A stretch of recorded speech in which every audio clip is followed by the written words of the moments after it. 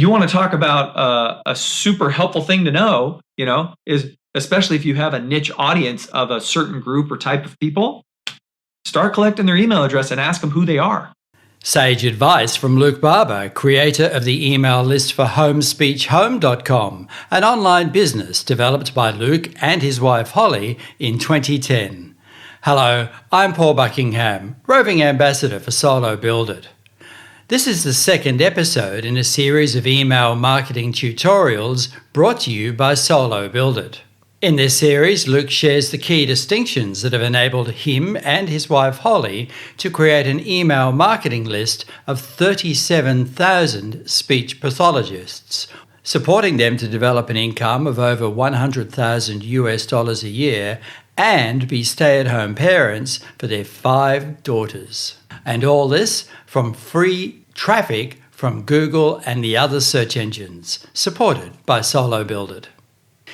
In the first episode in this series, Luke powerfully established the value of having an email marketing collection system so that you can communicate directly to the people that have visited your site. If you'd like to start at the beginning of this series, you can do so right now by clicking the link that's appearing right up in the corner or below just underneath this video if you're in YouTube. In this episode, we begin to establish the nuts and bolts of exploring a powerful email relationship with your site's visitors.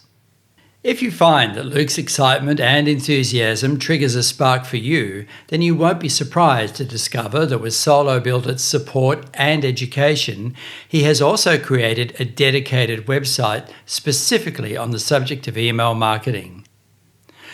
Called strategyemailmarketing.com, it covers everything that we cover in this video and more, all learned in the School of Hard Knocks, as well as his own formal training and education in the email marketing field. What I'm trying to fill there is to show and demonstrate to everybody who hears about email marketing to kind of open their eyes to here's how you can really leverage email marketing. Here's some campaign ideas. Here's these other tips. Here's these strategies. Here's things not to do. Here's how to build the list. Here's how to get how to get your emails opened. Here's how to stay out of the spam folder. And there's a lot to it. And so I basically built the site to try and educate people more about how they can build their business with email marketing. There's a ton of invaluable information in this series, so grab your note-taking device right now. We'll begin by looking at when you should start collecting your email addresses right after this. If you're starting right out the gate with selling product or that you have product that you're going to sell, you need to start collecting email addresses as soon as you start getting traffic. If it's just going to be a hobby, I don't know that I would waste my time with email. I would focus on content first until you started getting traffic, then maybe start collecting emails, because when you have those emails, guess what? You can send out every time you have a new article. Send out that new article to them and say, hey, look, I just made this new article. And maybe, and this is something that I'll share with you, I get people who reply to my emails all the time. And they'll say, hey, what about this, Luke? Hey, could you add that? Could you do this? Could you do that? Right? So they'll talk back to you and they'll tell you what you want, which is the greatest thing, because you may go into having a website with no idea of a need that's in your niche or a need that people have. And then you start writing content about it and you're sending it out to hundreds or thousands of people. You're going to get people who reply to you and they're going to say, hey, Luke, I really need this. I've looked and looked for this. Your site gave me some good content here and that was great, but I really need a product for that, or I need something to do this. And then all of a sudden out of nowhere you go, oh yeah, what a great idea that is. And you can make it. Now, they could make it too, but guess who has the audience? You do. Yeah. And let me say this as well. I didn't know, believe it or not, I didn't know who my audience was until I started collecting email addresses. I was getting traffic and it was great, but Holly and I in the beginning, our plan was to create and sell products for parents.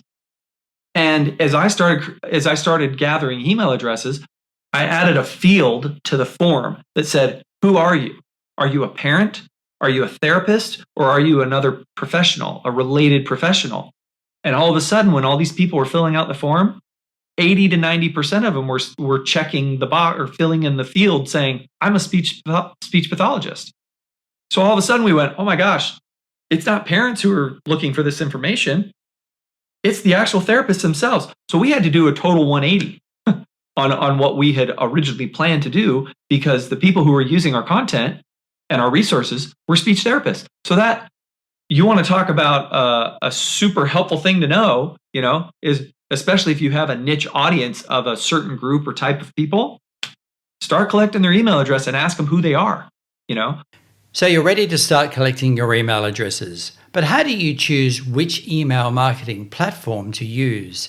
There are literally dozens and dozens out in the marketplace, some quite expensive and some which are relatively affordable.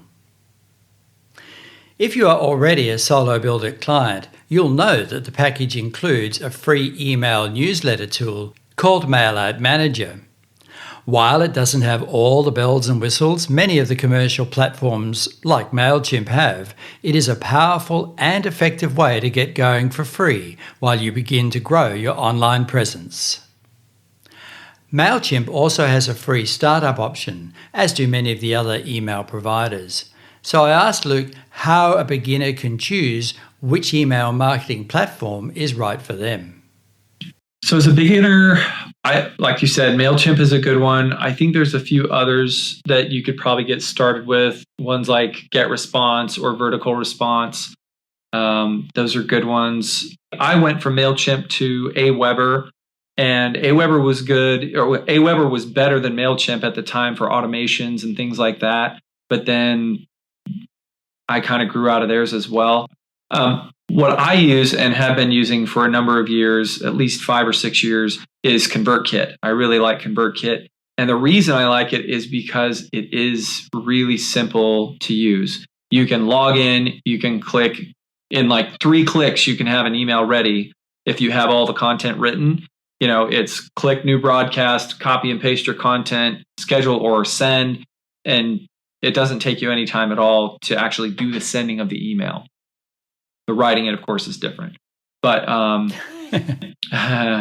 but that's that I'm all for simplicity, and I do find that ConvertKit is pretty much the simplest. Even I would say it's even simpler than MailChimp, to be honest, because MailChimp still has a number of steps that you kind of have to follow. They allow you to do. They have a lot of like email templates, HTML templates, and things of that nature that are nice if that's what you're doing. But I found with my list and the people, my readers on my list, they just want the content, right? And so I'm just giving them mostly contextual content. I throw in a picture here and there, but for the most part, I do mine as plain text emails, as if I'm writing from me to you, because it's just a little bit more personal that way.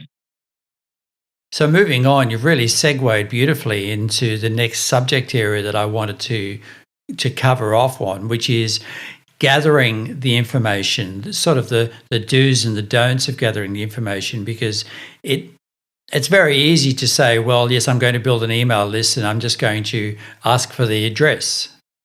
So, yep, okay, you could do that, but why not ask for the first name, or why not ask for the second name, or in fact, why not ask for where they live and what they do, as you've talked about before, what their main interest is, and perhaps their dog's name too, or even their birthday. Where do you start and stop? Where do you draw the line?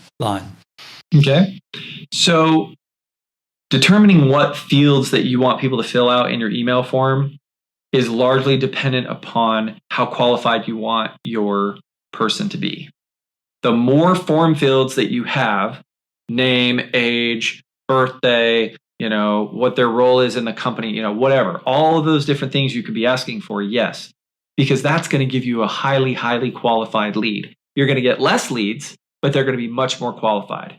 If you're just getting thousands of people to your website and you just want to build a list of people who just love you and want to hear from you and may eventually give you, product ideas, or they could be people that you could send out surveys to, right? There's a pro tip for you.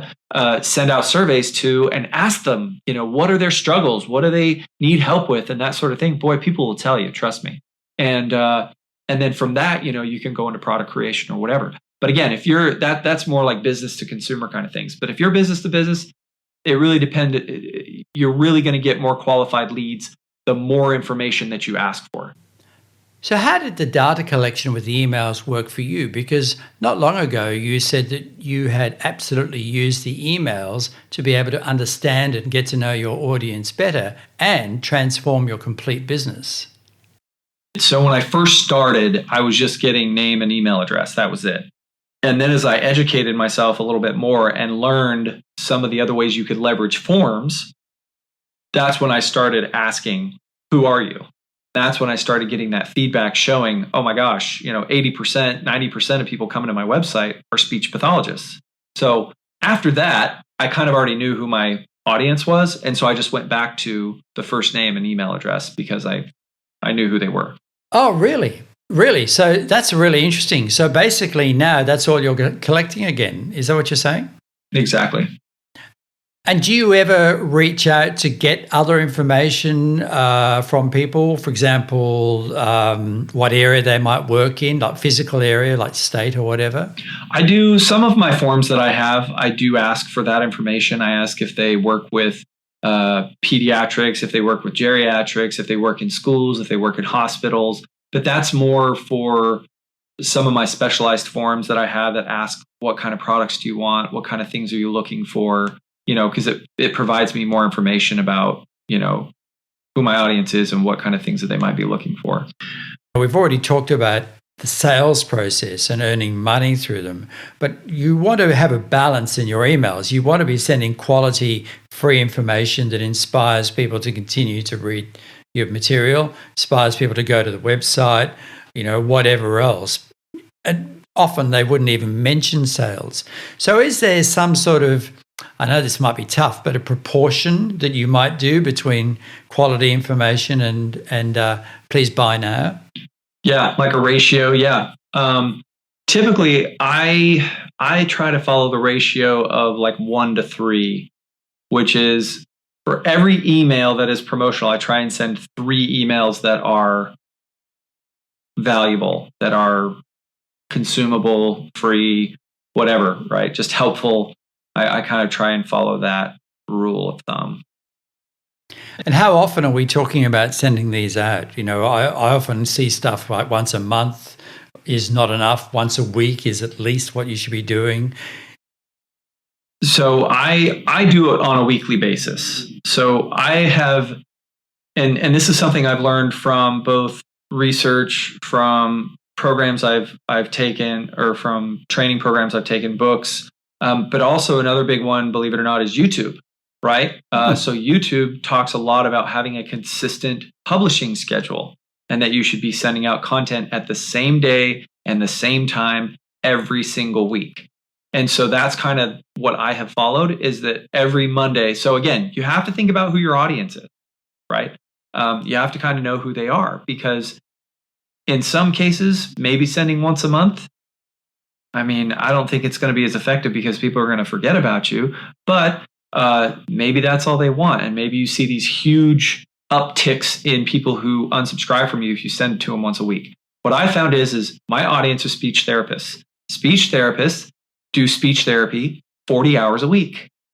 They're constantly having to come up with new ideas and new fun things to engage kids, to engage adults, to practice their speech or language difficulties.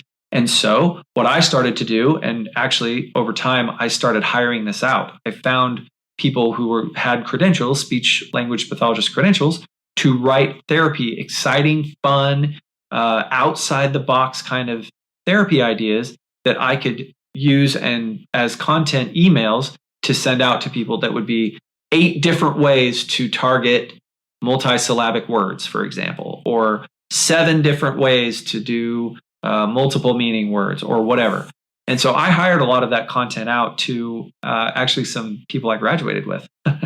and I found that I got really high response rates to those, and people really liked those. People were sharing those both on social media after they went to the page and all these kinds of things. And so again, that's knowing your audience. If you know who your audience is, you know what they're dealing with because you're doing it. And so when you come up with a new way to do something, or you read an article even somewhere else There's nothing wrong with saying, hey, you know what? I read this article on so-and-so's website or blog or whatever, or I saw this awesome video on YouTube about how to do this. You don't always have to be the one who creates the content. One of my biggest pet peeves when I've been asked about doing things on social media, I know we're talking about email marketing, but in social media, there's people, all they ever do is post articles and web pages to their own site, and that's it. And they never post anything else. Well, your email marketing is the exact same way. You can find and share other things that don't always go back to your site. I mean, primarily you want them to come back to your site. But if you're just sending a goodwill, here's some good content that I found that really helped me, it doesn't always have to be from you, because people are going to attribute that good content to you. Does that make sense? So you don't always have to create it. That's actually a really interesting point, because if you think about real life for a minute, that's how you build relationships. You might say, Mary just sent me a recipe for cooking fish or something. That's right. But it's come from you. It's been your thought. So there's a relationship with you and the person you've given it to, but it's not your original content. Same. Right. That's right. You say, gosh, yeah, that's a great example. The recipe is great. Like, oh man, I just tried this recipe. Well, it's not my recipe, but I tried it. I cooked it for my family, and man, it was so good. We loved it. You should try it too. So that's a great analogy. Yep. And with that, this is the end of the second episode in our series, as we unpack the essential steps to building a successful online marketing strategy built from the free organic traffic that you get from the search engines. In the third and final episode in this series, we examine email marketing best practices. We discover why Luke mostly uses text emails and not fancy HTML ones with pictures and graphics. We learn about squeeze and landing pages, and Luke delivers his top 5 tips for working successfully with an email marketing service. I don't want people to think I'm a big corporate company, right? A lot of people kind of shy away from that unless it's, JCPenney, they need to get some clothes that week or whatever, right?